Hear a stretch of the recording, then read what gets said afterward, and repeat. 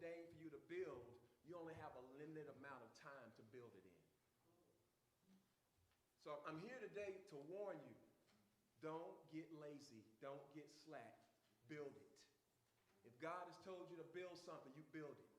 God told you to build a relationship, you build it. God told you to build a business, you build it. God has told you to build a stronger foundation, you build that strong foundation. Whatever it is God is telling you to build, he's put it in your mind, your heart to build. You build it now because you're going to be running out of time before you know it. God told Noah to build an ark. Noah was 600 years old, and it said 100 years later, God came and told Noah, you got 7 more days. Now, if he hadn't been doing what he was supposed to have been doing for them 100 years, and then God says, guess what? You got 7 more days? Do you think Noah would have been able to build that ark in 7 days? Now, I've seen some houses go up pretty quick. I've seen some apartment complexes go up pretty quick. But 7 days is a stretch for something the size of the ark. And I told y'all before, we measured this sanctuary. I had my brother go over there and put the laser across this sanctuary. And this sanctuary ain't as wide as the ark is. It's a little bit wider than that. And it took them more than 7 days to build this church. And this church only got 1 level. The ark had 3 levels. See, what God is wanting you to build is not a single structure, but he wants you to build a structure with some levels to it. There's going to be some levels to the relationships that you're building. There's going to be some levels to the businesses that you're building. There's going to be some levels to this strong foundation that God is calling you to build. You're not building something small, so you can't do it overnight. You can build a birdhouse in a 7-day period. And that's fine for a few little birds. But what God wants you to put into what you're building, you're going to need more time. God came to Noah in Genesis 7:4 and said, in 7 days I will send rain on the earth. Now remember, the first time he told him, I'm going to make it rain. But he didn't tell him when it was going to rain. He just told him to build. See, a lot of times we want to know, when is you going to do it, God? When is the rain going to come? When is the blessing going to come? When are you going to pour it out? But he doesn't want you to do it based on knowing when. He wants you to do it by faith. He wants you to start now and keep doing it like it's tomorrow. And when that time comes, when he needs to let you know, he'll let you know. But don't wait for him to let you know when, because it might be too late for you to build what God wants you to build. Some of us have relationships that have been broken down so bad, it's going to take some time to build them back up. And when God gets ready to bring the rain and the storm, that relationship has to be strong and intact and ready for what's coming. And we can't wait to 7 days to try to build our relationship back up. The sad thing about it is you can tear something down overnight, but it takes a long time to build it back up. You can have one argument, one conversation to mess up a whole relationship, and you can't fix it back in 1 day. It takes time. God says, in 7 days, I'm going to blot out from the face of the ground every living thing. This is troublesome to me. Everything that God created, he's going to destroy. But he's not a destroying God. God is not just out to destroy stuff. We talked about it before, that God is a loving God. He's the God who gave Cain a mark, not to mark him for destruction, to mark him to make sure nobody does destruct him. And Cain was the first murderer. God is not out to get us. God is not out to trap us. God is not out to destroy us. But God does require a place where we can live and dwell, and it's got to be clean and safe. And the earth was not safe anymore. It wasn't clean anymore. And God had to clean it up. He invited Noah to join him in making the place safe again and clean again. And he told him to build this ark. God knew all along what he was going to do in the end. And what he told him to build was perfect for what was coming. He told them to build it with a roof on it, and he told them to put wood and put pitch so that it was sealed inside and out so water couldn't get in from any side. See, we can't just build something that's good on the bottom, but it don't have no top. We can't just build something that just covers the top, but don't cover the bottom. We can't just build something that covers the top and the bottom, but we need the sides covered. We got to build something that's all the way around, safe, where there's no place for the enemy to get in. God has told me, he said, God, I'm going to bless you. I'm going to overflow you. I'm going to send people to you. And we got to have a church that's so well built that when people come in, that they are safe, that nobody will end up in those flood waters. See, when people come into Gethsemane, when they come to this, they got to know I'm covered, I'm safe, I'm not going to get swept away with the rest of the world because I'm connected with the right body. They built something so tight that when people come in the front door, they don't go out the back door. And they don't just go out, but they go sliding out the back door. Because we don't have it built right. We got the front door looking real good. Come in, our doors hang on welcome hinges. But when they get in here, it's all kind of deceitfulness and snakes and all kind of traps and holes and places for them to fall and get hurt. And they would have been better off to just stayed out there in the world. Noah brought his family into an ark that was prepared for them to stay safe. That they could be in there in the midst of the storm all around them and not at all worry at all. September 26, 2024 changed my life, and it changed a lot of people's lives. It caused me to never ever take a storm for granted. To never ever think that it won't be me. To never ever think that this can't happen. As I was sitting in my house and I was watching those two pine trees swaying in the wind, I was just in there praying, Lord, please don't let those trees fall on this apartment because I don't know who built it. They may not have made it pine tree proof. They may not have made it strong enough to handle something that big falling on it. And I'm dead because that tree's right outside my window. And I'm saying, Lord, you got to keep it. The good thing about it, when God gives you a design for something, to build something, it's going to be able to handle whatever comes at it.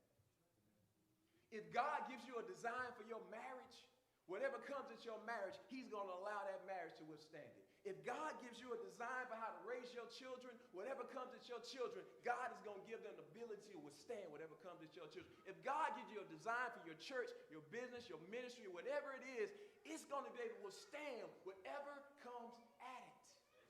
And everybody who's in it is going to be safe.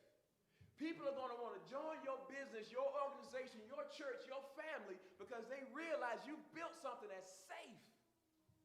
I want to be a part of that. If I could find a church that's safer than this, I would send all y'all to it in a heartbeat, because I want you to be safe. I don't want you to be in the church where you're going to get hurt or you're going to get destroyed or get swept away. I don't want you to be in a family where you're going to get hurt or get destroyed or get swept away.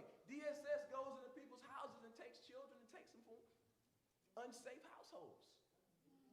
And they take them to places that are safe. God is the same way. He wants us all to be safe.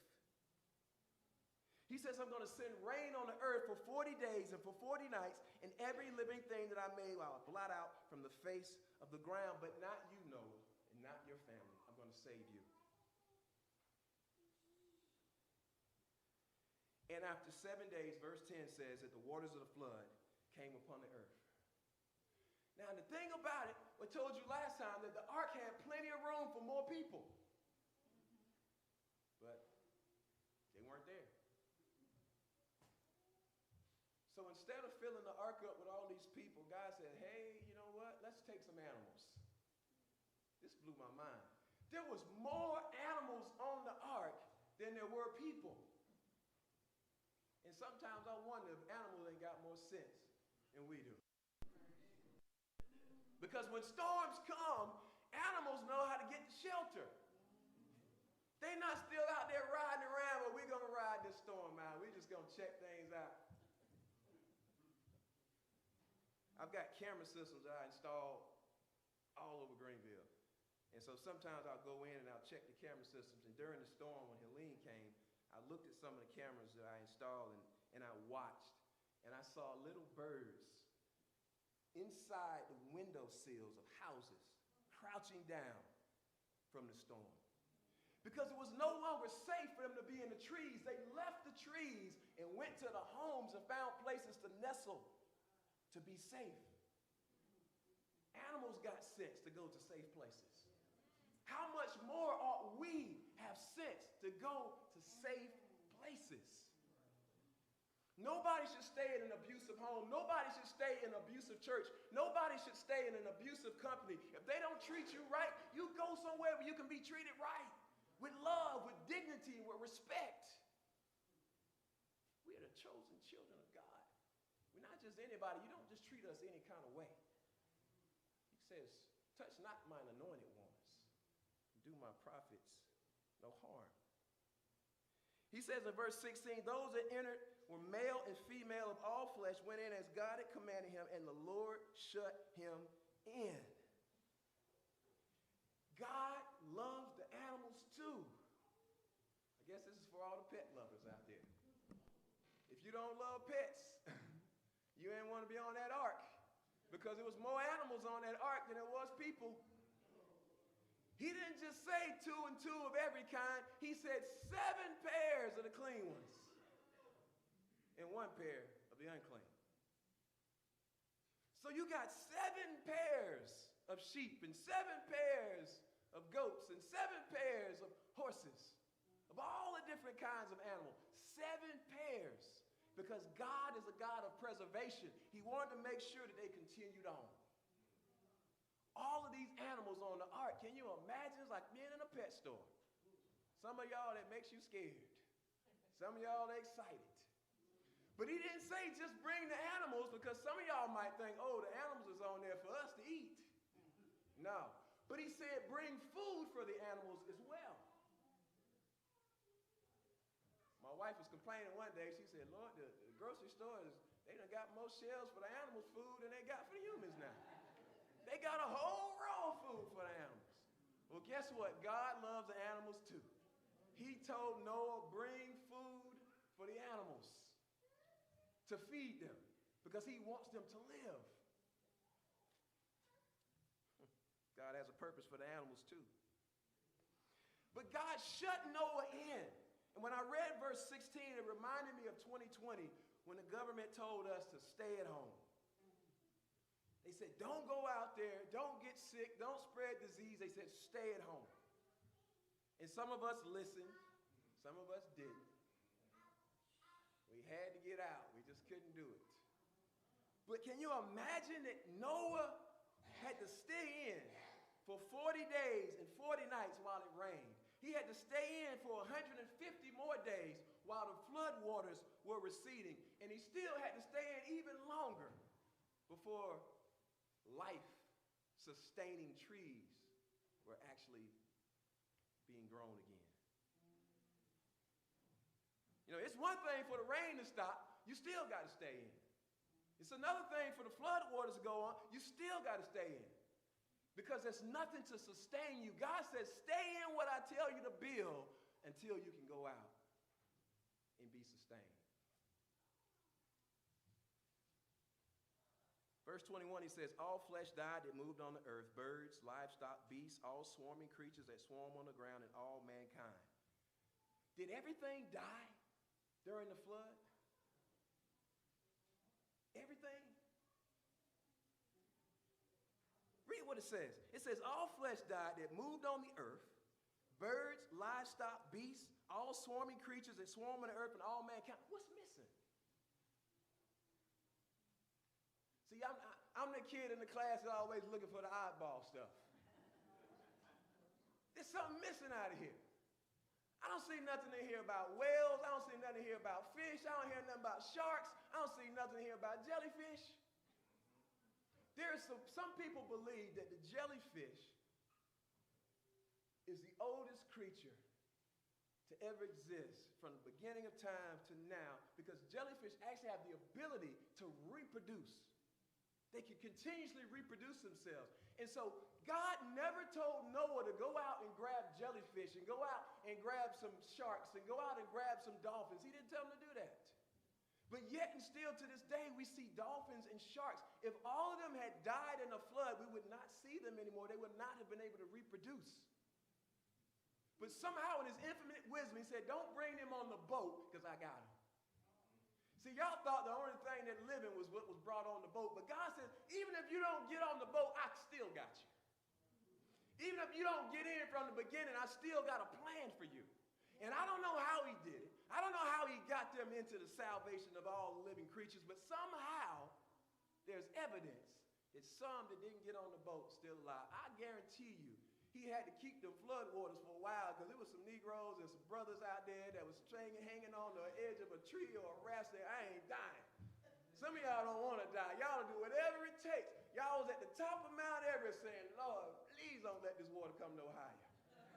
On the top of Mount Everest, up to your neck. Please no. But guess what? Got them too. They couldn't hang on long enough. But God saved those creatures in the ocean. Somehow, through his infinite wisdom, he had a plan of salvation for the fish. Y'all thought the plan of salvation was just for us, didn't you? But God has a plan to save all of his creation, every part of it, and to bring it back. How did the trees come back? How did the flowers come back? How did all of the living things come back? If God didn't have a plan, there had to be a seed out there somewhere that when all the water settled down, that seed went back in the ground, and boom, trees came back. Noah didn't plant no trees. Noah didn't go plant flowers. All of these things came back from God's wisdom and his design. He brought it all back. See, there's some people in here that are scared to lose some stuff because you don't trust God to bring it back to you. It's some of y'all scared to let some stuff die because you don't believe God can resurrect it. But God has a plan not just for you, but everything around you. Anything you give up for God, God can give you back and he can multiply and give you even more of it. I wish I had 2 or 3 witnesses. I could say I lost a car, the repo man came, but God. I wish I had 2 or 3 witnesses to say we lost the house. God lost it. He allowed us to lose a house, but God.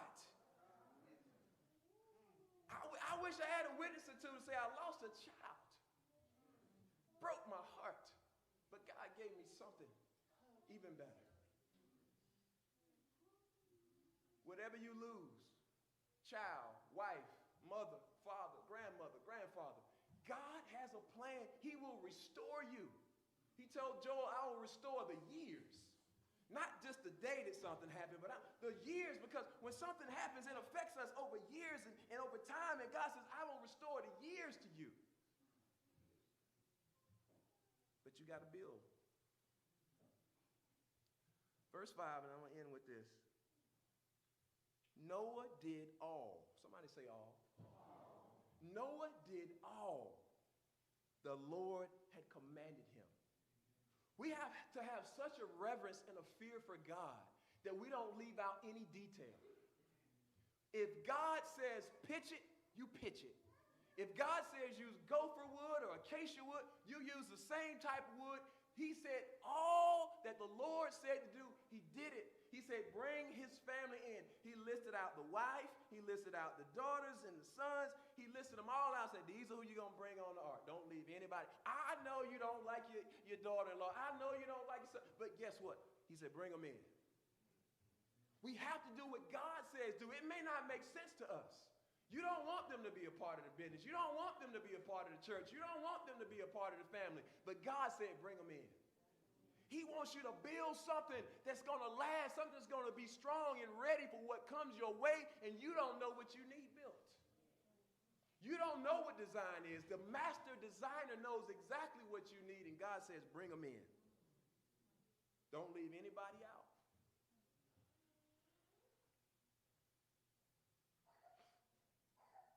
When Jesus Christ died up on that cross, he didn't just die for me. He didn't just die for you, but he died for everyone. The people that are in this building and the people that are outside of it. And I don't know when people get in But somehow God